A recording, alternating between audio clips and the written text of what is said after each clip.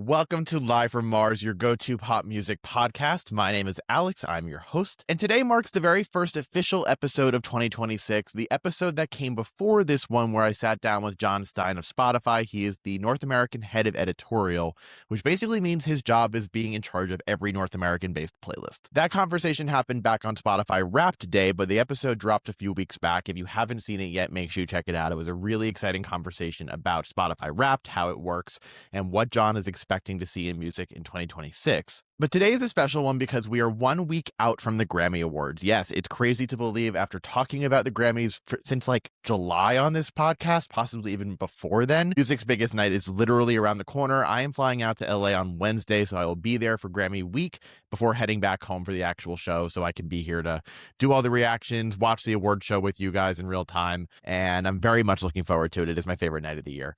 But it's been a crazy few weeks to start off 2026. There's obviously a ton going on in the world in a political lens right now. This is not the podcast for getting your political news, but I just wanted to say my thoughts are with the people of Minnesota. It is heart-wrenching to see what is happening. But with the Grammys just around the corner, it is finally time for me to sit down and reveal to you all who I think is going to walk away with Grammy Gold come Sunday night. We're going to go through 12 different categories, those being the following: Album of the Year, Record of the Year, Song of the Year, Best New Artist. Those make up our general field categories. We're then going to go into the pop and dance electronic area, covering pop vocal album, traditional pop vocal album, best pop solo performance, best pop duo/group performance, best dance pop recording. We're going to do best remixed recording. I'll even throw in a little spice with best dance album and then wrapping things up with best music video. Now, if you're not already following me over on TikTok and Instagram at Vinyl by Mars, if you're not, I posted on my story a few times that I did a little Grammy poll with all of you, and I wanted to see who you guys think will actually win the awards, not who you think should win, who you think will actually win. And I put out that Google form, and I have the results right here in front of me. A huge thank you to the hundreds of you that submitted your picks. This is crazy to think that this many people actively care, and I am really excited to compare who you guys think is going to win versus who I think is going to win, see where we match up, where we don't, and have a little fun, because that's what it's all about, right? So that is what is in store for today's episode. But if you are not already subscribed to the podcast, either on YouTube, on your favorite podcast provider, wherever you are watching or listening to this podcast, it would mean the absolute world to me if you did so. And if you already are subscribed, you could throw a 5-star rating if you feel so kindly. I also post a few times a week over on Substack. That is my brainchild. That is where I'm putting a ton of my content efforts for 2026. There is the free tier, which gets you access to one weekly newsletter that drops every Friday called Now Spinning, where I'll go through my thoughts on each week's New Music Friday releases. And then on the paid side of things, for $5 a month, you get access to a second weekly newsletter called Pop Pulse that drops every Tuesday. It goes through the biggest and most important music news stories of the week: who's dropping a new album, who's rumored to be performing at this award show, who announced a new tour. It has a list of every upcoming album and song you need to be aware of, and much more where that came from. You also get access to my completely unfiltered, unedited, uncut, untouched versions of my reaction content. You also get access to my full-length written album reviews. You get early access to artist interviews and so much more exclusive content only on Substack. So if you're already a paid subscriber, a huge thank you. It means the world to me. You're supporting me as a full-time content creator, getting to be able to keep the lights on to do this show. So I'm very appreciative. If you're not already a subscriber, consider doing so. And without any further ado, let's get into my Grammy final picks. It's crazy.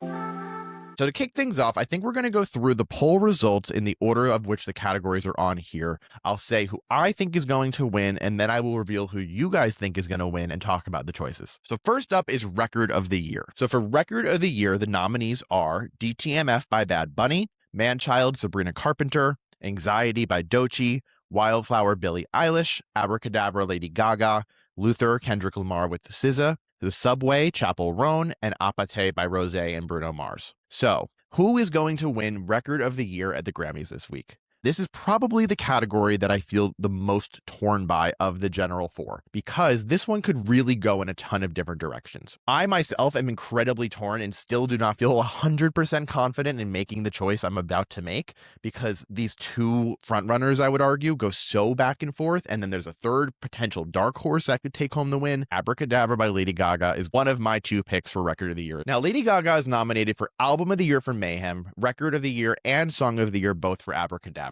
And of the three general field awards that Gaga is nominated for, I feel like her best shot at taking one of them home is going to be Abracadabra. Abracadabra is essentially the thesis statement of Mayhem. This is one of the biggest pop songs of the year. It is my pick for the best pop song of the year. Abracadabra encapsulates every single thing that makes Lady Gaga in one song. It is so good that there are essentially two choruses in the song because I guess they couldn't decide which one was more hooky and they went with both, and both of them are equally hooky. Everything from the live performances of this song, whether it be on SNL or being on the Mayhem Ball tour or being at or Lady Gaga having over 2.5 million people in attendance at her Copacabana show or Coachella, like all of these major tentpole events have surrounded Lady Gaga in this incredible year for her in 2025. Mayhem is sort of seen as a major return to form for Gaga after many years traversing film and acting and coming in music in different forms and different genres. And for Record of the Year, we're looking at what song has the best production, what song has the best momentum, which song is produced the best, vocally produced, the actual mixing and mastering of all of it. And Abracadabra is the song that I would argue is a better fit for Record of the Year than Song of the Year. So Record of the Year, Abracadabra is definitely one of my picks. The other one that I'm toying back and forth with, and I ultimately think I'm going to go with, is Luther by Kendrick Lamar and SZA. Luther is an unstoppable song from two of music's biggest names, two of the Grammys' favorite names. Let's just call a spade a spade. Kendrick Lamar is the most nominated artist of the night with 9 nominations. GNX is nominated for Album of the Year, and then you have Luther for both Record and Song of the Year. Again, like Abracadabra, I think Luther is a better player in Record of the Year than Song of the Year. As a quick reminder, Record of the Year is awarding the mixers, the masters, the producers, the featured artists, the vocalists, all of it, the background vocalists. Song of the Year is awarding the songwriting. So for example, if Lady Gaga hadn't written Abracadabra and Abracadabra wins for Song of the Year, Lady Gaga would not get a Grammy because she was not a credited writer on the song. So I'm going to say right now, for Record of the Year, some of these other contenders definitely have me a little bit nervous. I think the biggest of which is probably going to be Apate by Rosé and Bruno Mars, and you're going to hear that come up a lot in this conversation because first, it would be a huge win to finally give K-pop some major general field awareness and recognition. The song is lauded by both critics and fans alike. It's one of the most critically successful songs of 2025.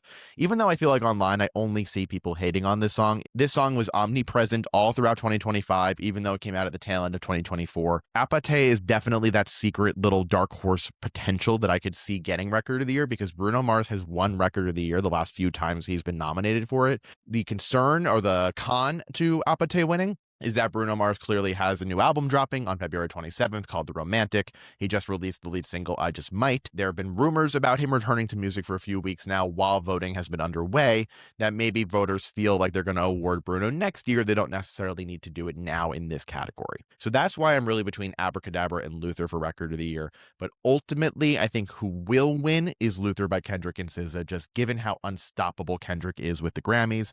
This is a way of them nominating two of their favorites in one moment. Luther was number 1 on the Billboard Hot 100 for 13 weeks. It's one of the longest running Billboard number 1s of all time. So there's a lot of praise here, and Record of the Year tends to go a little bit more towards that omnipresent hit, the song that was unstoppable, the song that was everywhere.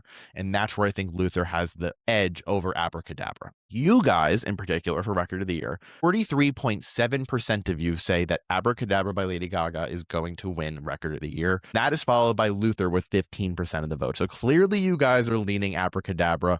It's 100% a contender. I do think there's a chance that Gaga will win it, but my gut is just telling me Luther right now. I do think who should win the award, Abracadabra. Just given how this song is a monstrous production. The production is what keeps this song so stuck in your head. It's not only like the literal production of the instrumentation you're hearing, but it's also in Gaga's knack for just creating this complete soundscape around the vocals. It's just immaculately produced. I think this song is one of the best she's ever made and deserves Grammy Gold, which I think it will get, but maybe in another category. So that is Record of the Year. After that comes Album of the Year. So nominees for Album of the Year are DTMF by Bad Bunny, Swag by Justin Bieber, Man's Best Friend, Sabrina Carpenter, Let God Sort 'Em Out by Clips, Pusha T, and Malice, Mayhem by Lady Gaga, GNX by Kendrick Lamar, Mutt by Leon Thomas, and wrapping things up with Chromacopia by Tyler, the Creator. Now, right out the gate, this race is essentially between 3 players. You have Kendrick Lamar with GNX, Lady Gaga with Mayhem, and Bad Bunny's DTMF. And these have essentially been the players since March of last year when Mayhem came out. Every other release, Man's Best Friend, Swag, Let God Sort 'Em Out, Mutt, Chromacopia, all important in their own lanes, but compared to these other heavy hitters that have really strong narratives, and that ultimately is what campaigns are about, these are the 3 that are in the most contention. I think album of the year is going to go to Bad Bunny's DTMF. First and foremost, Bad Bunny's DTMF was a big commercial success. It was a huge critical success as well. Many major publications, including Variety, Rolling Stone, all named it the #1 album of 2025. Interestingly, this album debuted at #2 behind a Lil Baby album, but then in second week, it actually made the #1 move. All 17 songs on Bad Bunny's DTMF charted on the Billboard Hot 100. It has a 95 score on Metacritic. This album is essentially everything you need to win album of the year in one, with an incredible story attached to it as well lyrically. Now, to get into the little bit more of the campaign, the politics side of it, Bad Bunny obviously performing at the Super Bowl halftime show 1 week later, just like Kendrick Lamar did last year, going into the Super Bowl halftime show performance with a major win like Album of the Year, or for Kendrick, sweeping record and Song of the Year. That definitely adds some more momentum to the Super Bowl performance. That is just going to be the cream on top of everything for Bad Bunny come the week after, if he ends up taking home Album of the Year. A major reason why I think Bad Bunny will win Album of the Year is because when you look at the crop of nominees, they kind of fall into groups and categories that you need to kind of divide up to see who voter bases are going to be going after and how that may lead to a split vote. And that is ultimately what I think is going to happen with this year's category. So looking at pop albums, you have 3. You have Swag by Justin Bieber, you have Man's Best Friend by Sabrina Carpenter, and you have Lady Gaga with Mayhem. Then on the rap side of the coin, you have the Clips release, Let God Sort 'Em Out, you have GNX by Kendrick, and you have Chromacopia by Tyler, the Creator. Outside of those, you're left with Mutt by Leon Thomas, which plays R&B, and then you have DTMF. Because voters tend to vote within genres that they're comfortable with or with artists that they're already aware of and have more familiarity with, look at the pop vote. Because Sabrina Carpenter, Justin Bieber, Lady Gaga are all pop artists, that could lead to a 3-way split of the vote. And when you need a majority in the end of the day, that's ultimately going to hurt any of the 3 of their chances because there are 2 competitors in the same lane. Same exact logic goes for the hip hop rap side of the coin. So when you actually look at who has the most collective votes rather than being split, Bad Bunny doesn't have any Latin music competitor in Album of the Year. This is also the very first year where Latin Grammy voters are allowed to vote for these Grammy Awards, which is only likely going to help Bad Bunny. I can't really see it detracting from his case. So that is why I think DTMF is going to win. Then between Lady Gaga and Kendrick Lamar, you have very similar narratives of 2 major stars who are beloved Grammy favorites, who are industry titans, who have both never won Album of the Year. And that is kind of the narrative that surrounded Beyonce last year when she won Album of the Year for Cowboy Carter after being nominated so many times and never having won for whatever the reason was or whoever the competition was at the time. That same exact narrative of this person is overdue for the win, let's give it to them, plays for both Lady Gaga and Kendrick Lamar. Kendrick is more beloved by the Grammys than I would argue Gaga is. Gaga hasn't really played so well in the general field really since Born This Way. Everything else that she's won has been in a genre category within the pop fields, so it feels a little less likely for Gaga for that reason, even though I would argue that Mayhem is an album that should get Album of the Year, because this album was so well received. It marked this clear return to form for Lady Gaga, who is beloved across fans and critics alike. She's a musical chameleon. She taps into so many different genres and eras and sounds and makes it her own. This album was commercially successful, like I said before, between the tour, Copacabana, all of the live performances at Coachella.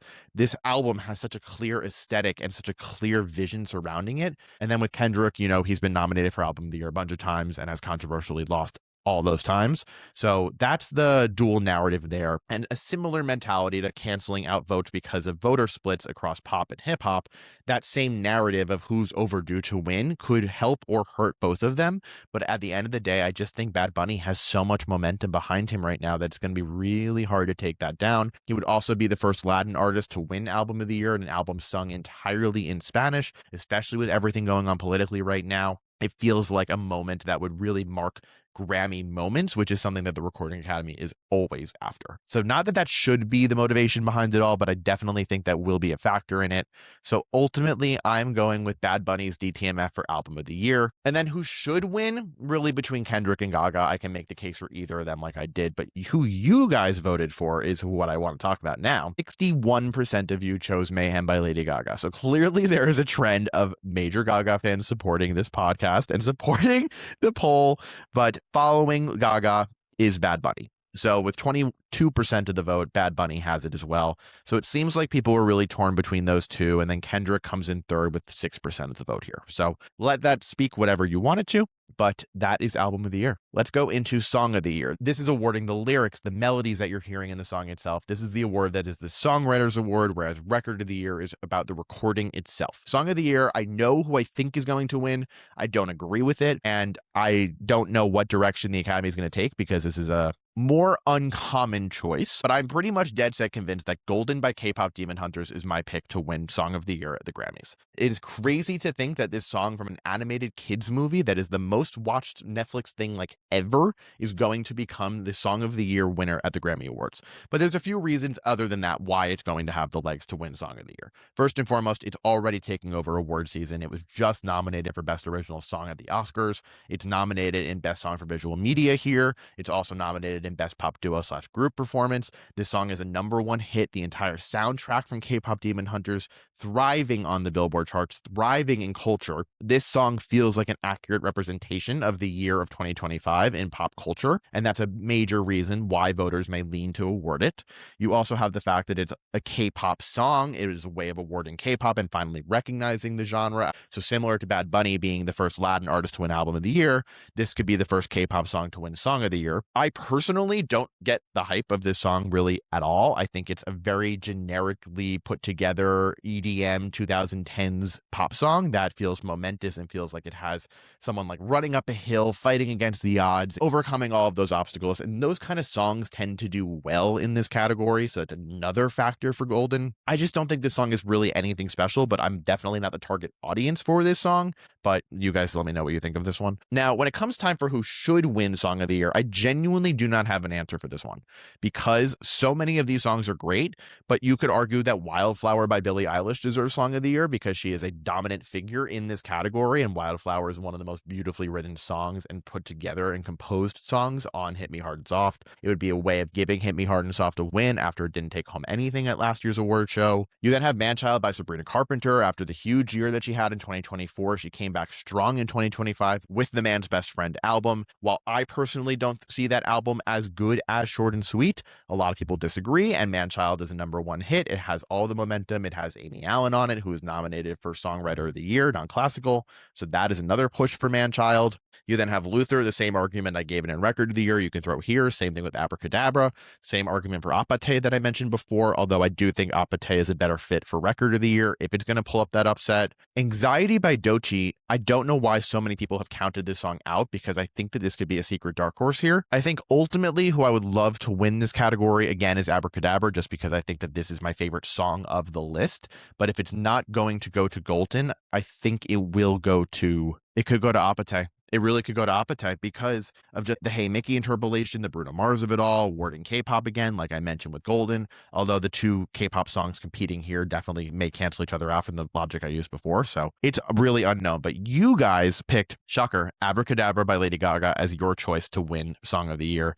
But this was a much closer vote than any of the others so far. 26% of you said Abracadabra will win this category. 25% of you said Golden will win this category. And those two are followed by Luther and Wildflower by Billie Eilish, tied at 13% of the vote each. So this feels like the more divisive category, but that is Song of the Year.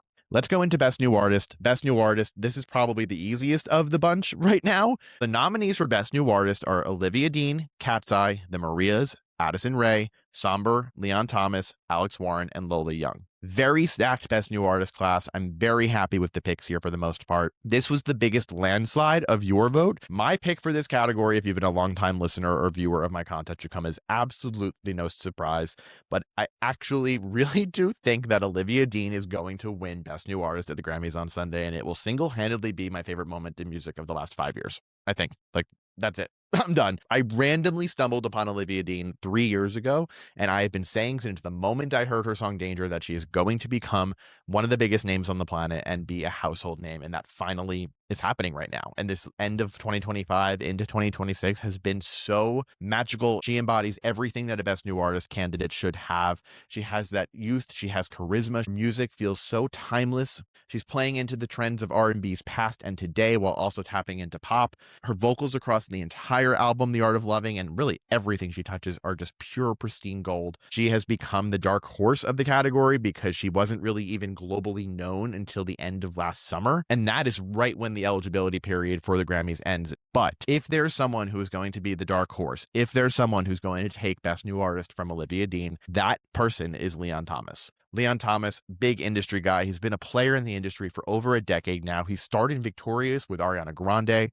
He produces, he writes, he's an artist on his own. And because Leon Thomas is so known across the industry from all of the work he's done throughout his career to date, this feels like a moment to finally give him that long overdue awareness and recognition, which is a similar narrative to what I've said with Lady Gaga and Kendrick Lamar. So between the two of them, I will be happy either way, but who I think will win and who I think should win, Olivia Dean, no question about it. And you guys agreed. 62% of you said Olivia Dean is going to take home this award, followed by Addison Rae with 11.4%. I don't think Addison is going to walk home with this award whatsoever. I think she's made incredible strides to make herself be taken seriously in pop music and in music as a whole, and it's only going to continue to go up from here for her. So that is our general field. Those are our big four awards. I'm going to go a little bit quicker through the rest of them just because there are more to get through. Best Pop Solo Performance. The nominees are Daisies by Justin Bieber, Manchild by Sabrina Carpenter, Disease by Lady Gaga, The Subway by Chappell Roan, and Messy by Lola Young. Of this crop, this doesn't pop music, but remember, this is only for solo performances. This category to me feels like it's a little bit easier to predict because of the history of the category with these people in particular. Sabrina Carpenter won in this category for Espresso last year, and I am predicting that Sabrina Carpenter is going to win Best Pop Solo Performance for Manchild this year. Number one hit on the Billboard Hot 100, a massive moment for Sabrina. She made a very clear choice to cross a little bit more over into country music with Manchild and really a lot of Man's Best Friend. And when you look at the competition, some of these songs were big, some of these songs were not so big. Daisies by Justin Bieber is a solid contender, but I don't think he has enough support across the Academy to take home a win. Disease by Lady Gaga is the weakest of her nominations across the board in this year. Disease didn't make such a huge splash as a lead single off of Mayhem, and I think that because people know Lady Gaga more so with Abracadabra, and that's the song that's being campaigned more, that this is kind of a throwaway, honestly. The Subway by Chappell Roan could be a dark horse here. The Academy gave Chappell Roan Best New Artist. The Subway also a really beautiful song because it wasn't so massive of a hit. I don't see this one having enough steam to take home the win, although 30% of you do think that the Subway will win this award. And then with Messy by Lola Young, I think she had really great momentum, but then she obviously took time off for her mental health, for her physical health, to just get out of the industry. That I think that ultimately has taken her out of people's minds throughout the voting season. So that is why I think Manchild by Sabrina Carpenter will win Pop Solo Performance. Who do I think should win? That is still Manchild. Sabrina has such a knack for comedy and weaving it into her music, and Manchild, honestly, is a performance in itself because someone else could sing these lyrics at karaoke at your local bar, or another artist could professionally cover it, and it will never sound as good as the original. And that right there is a sign to me of a true winner in this category, but also the sign of an unrivaled performance. This is Manchild's to lose, no doubt about it. Best Pop Duo / Group Performance. The nominees are Defying Gravity by Cynthia Erivo and Ariana Grande, Golden from K-Pop Demon Hunters by Huntrix, Gabriella by Cat's Eye, Apate by Rosé and Bruno Mars, and 30 for 30 from SZA featuring Kendrick Lamar. This category on paper is a crapshoot because you have Ariana Grande and Cynthia Erivo's Defying Gravity. Wicked, huge movie, won Oscars last year. Defying Gravity is the song of Wicked, and it's a way of recognizing Wicked in the Grammys this year, although it is also nominated for Best Soundtrack, Best Film Soundtrack, whatever the category is down the ballot. I think it could win there. Golden from K-Pop Demon Hunters is 100% a front runner to take home this award. And then you have SZA and Kendrick Lamar, who had just made a huge case for winning Record of the Year with Luther. That same argument could be applied here, but 30 for 30 isn't nearly the same song as Luther. It isn't as good. It isn't as big. It wasn't as impactful. So I'm going to strike them out for this category. I'm going to strike out Gabriella from Cat's Eye as well. Best Pop Duo / Group Performance is going to go K-pop. This is the year that the Grammys go K-pop, and it's going to be between Golden from K-Pop Demon Hunters or Apate from Rosé and Bruno Mars. And again, everything Bruno Mars touches, the Grammys give gold. So the fact that he's even nominated in this category during an off season as a featured artist, this could be a win for Bruno. You guys, on the flip side, said 36% of you said that Golden should win, followed by 29% of you going Defying Gravity, and then 27% of you going Apate Rose Bruno Mars. The reason why I'm counting Defying Gravity out here is because I think it would be a very different story if Wicked for Good was received well critically, because the campaigning for that throughout all of film award season would go in tandem with this push. And because Wicked for Good was ultimately completely snubbed from the Oscars, there's very little momentum, if any, for anything Wicked related right now. That is going to hurt Cynthia and Ariana's chances here. So I'm going will win Golden, who should win Apate Rose Bruno Mars. Best Pop Vocal Album. The nominees are Swag by Justin Bieber, Man's Best Friend Sabrina Carpenter, Mayhem by Lady Gaga, Miley Cyrus Something Beautiful, and Teddy Swims' I've Tried Everything But Therapy Part 2.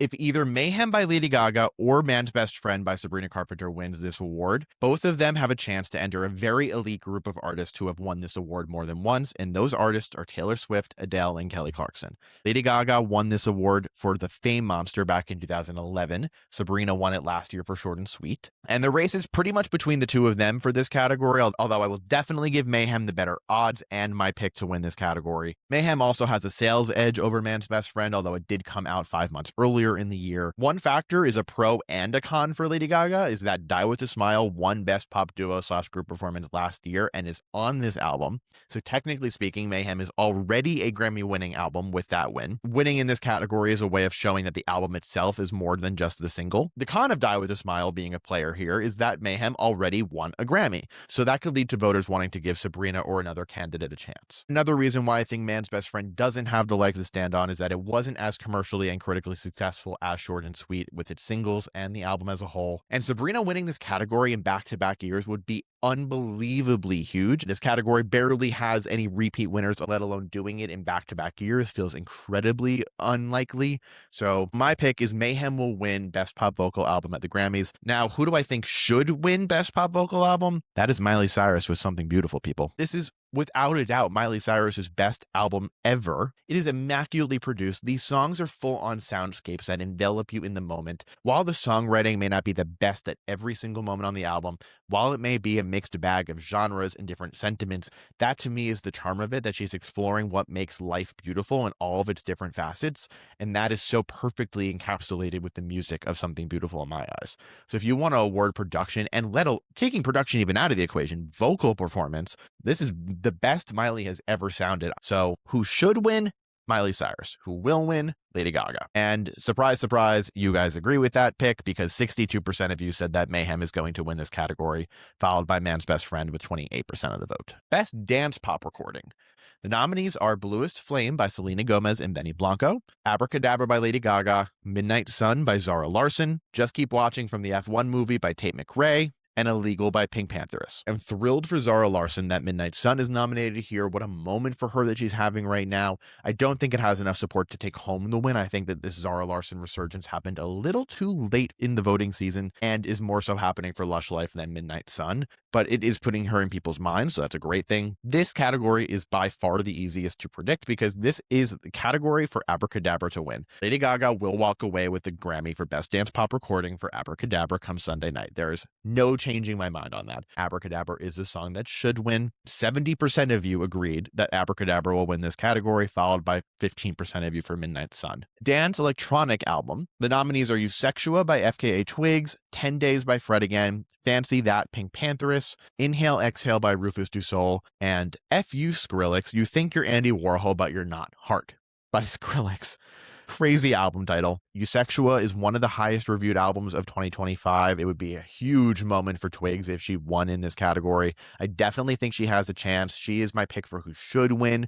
Who I think will win is either Fred Again or Skrillex. I'm leaning a little bit more towards Skrillex because this album did do pretty well critically. And while Fred Again has been a recent favorite, Skrillex has been nominated for 20 Grammys and has won 9 of them. He last won for Best Dance Electronic Recording for his song Rumble 2 years ago. He's been nominated for Album of the Year many times, so he feels like the old-fashioned choice in this category. I think it's going to go Skrillex. I think Twigs should win this category, or Pink Pantheress, because the whole Fancy That world that she's built is so impressive to watch. It is just captivating. Between now the success of the Stateside remix with Zara Larsson, you have Illegal. You guys voted 51% of you that Pink Pantheress Fancy That will win this category, followed by 29% of you going to Sexua.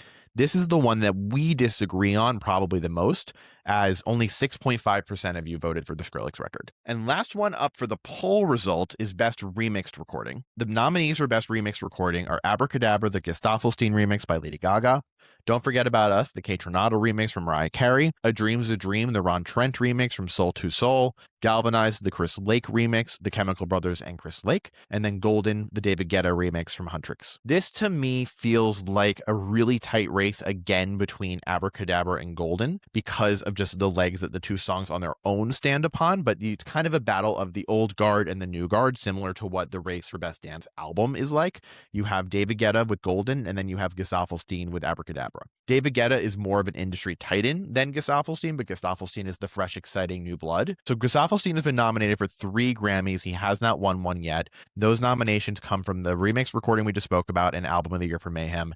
And then a few years back, he was nominated for Kanye West's album Donda. David Guetta, on the other hand, has been nominated 15 times with 2 wins. Honestly, after listening to both remixes, it's very clear that Gestafelstein did way more with Abracadabra than David Guetta did with Golden. So I'm going to go with Abracadabra in this category. I obviously have some Lady Gaga bias myself, but who will win? I'm going to go Abracadabra.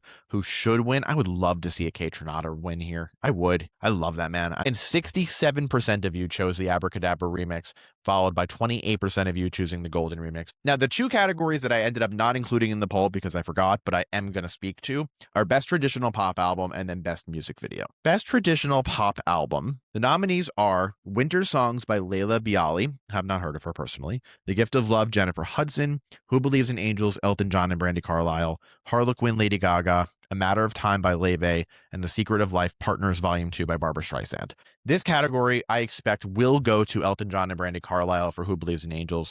Very well received critically. They are just Grammy bait, Elton being Sir Elton fucking John. And then Brandy Carlisle is Grammy gold. Brandy Carlisle has won 11 Grammys and been nominated 28 times. I will say what I could see happening is going the Barbra Streisand route because she's such a legend in her own right, similar to Elton John. He has 5 wins and 37 nominations. I think who will win is Elton John and Brandy Carlisle with Who Believes in Angels. Who should win is Leve, A Matter of Time. And she is like the fresh, exciting blood that is in pop and jazz music.